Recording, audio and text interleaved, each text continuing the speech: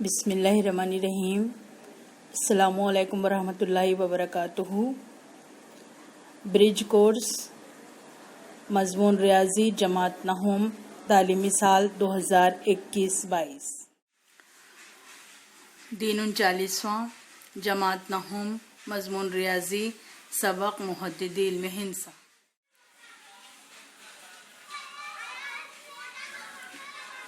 अददी ख़त। आपको पहले इस तरह से ख़त बनाना है, फिर उस पर ये स्केल इस तरह से रखना है और ये जो नंबर है ये नंबर पर इस तरह से नुक्ते बनाना है।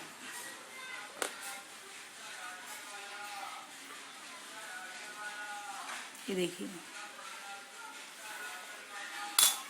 अब यहाँ पर ये आपका है सिफर और सिफर को आप नुक्ता ओ से जाहिर करेंगे तो ये नुक्ता ओ की जसामत ये सिफर से थोड़ी सी बड़ी होनी चाहिए। सिफर से दाएं तरफ ये हमारा है राइट हैंड साइड, सिफर से राइट हैंड साइड, और ये है सिफर से लेफ्ट हैंड साइड। तो यहाँ पर जो आदाद होते हैं वो पॉजिटिव होते हैं, मस्बत होते हैं, और लेफ्ट हैंड साइड में जो होते हैं वो मनफी होते हैं।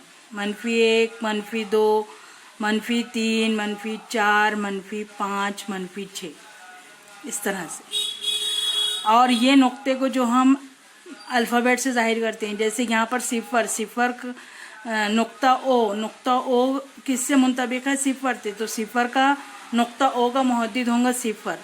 इसी तरह से नुक्ता ए का मुहद्दिद अगर इसको हम लिए A, B, C, D, E, F, G, यहाँ पर H, I, J, K, L, M, तो हर एक नुक्ते से एक नंबर अटैच्ड है, जुड़ा हुआ है।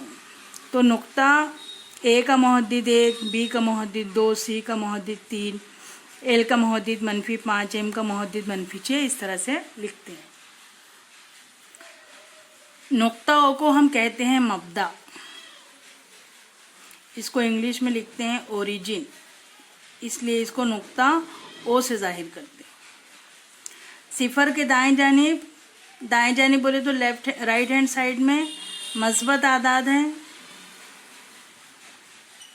और सिफर के बाएं जानिब यानी लेफ्ट हैंड साइड में मनफी आदाद है। सिफर की कोई अलामत नहीं होती।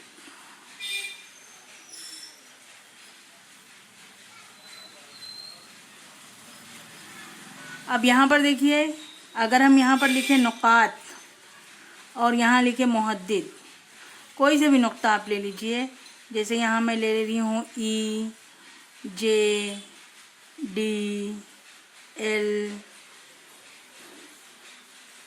B और H। अब बताना है कि नुक्ता E का मुहद्दिद क्या है, तो आप यहाँ देखिए E का मुहद्दिद 5, तो यहाँ लिख दिए 5। J का मुहद्दिद -3, तो यहाँ लिख दिए -3। D का मुहद्दिद 4, तो यहाँ लिख दिए 4। L का मुहद्दिद -5, तो यहाँ लिख दिए -5। B का मुहद्दिद 2, यहाँ लिख दिए 2। H का मुहद्दिद -1, तो यहाँ लिख दिए -1। इस तरह से नुकात और उसके मुहद्दिद आपको लिखते आने चाहिए। उसके बाद यहाँ पर एक सवाल है,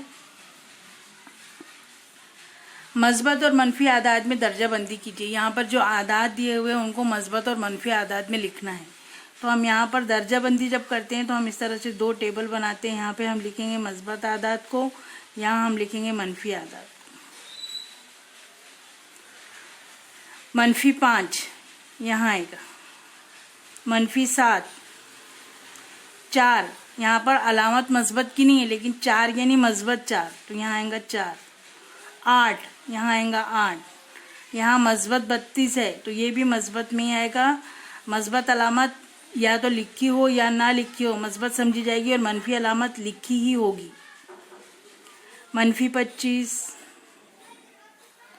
10, 8 यहीं आएगा, 7, -29।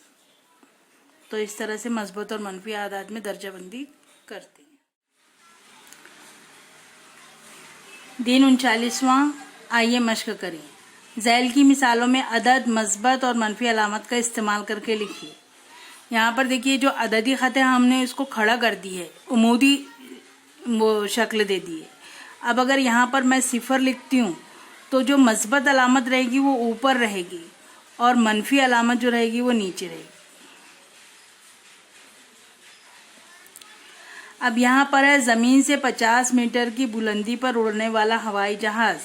अब ये ऊपर है, ज़मीन से ऊपर है, तो ये मस्बत रहेगा।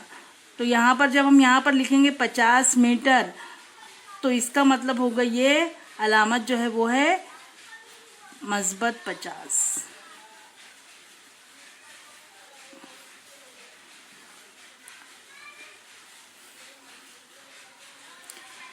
एक मछली समंदर की सतह से 512 मीटर की गहराई में वाक़ई। गहराई कहाँ होती है? नीचे। तो अब इसको कैसे लिखना है वो आप देखिए। हिमालय पहाड़ की सबसे ऊंची चोटी माउंट एवरेस्ट की बुलंदी सतह समंदर से 8,848 मीटर है। अब ये सतह समंदर से बुलंदी है, ऊंची है, तो अब यहाँ पर क्या लिखना है वो, ये जो अदद है इसको अलामत का इस्तेमाल करके लिखना है आपको, बस और कुछ नहीं। जैसे अभी हमने आपको एक मिसाल हल करके बताई। तो इस तरह से ये आपका है 39वां दिन का मुकम्मल टॉपिक।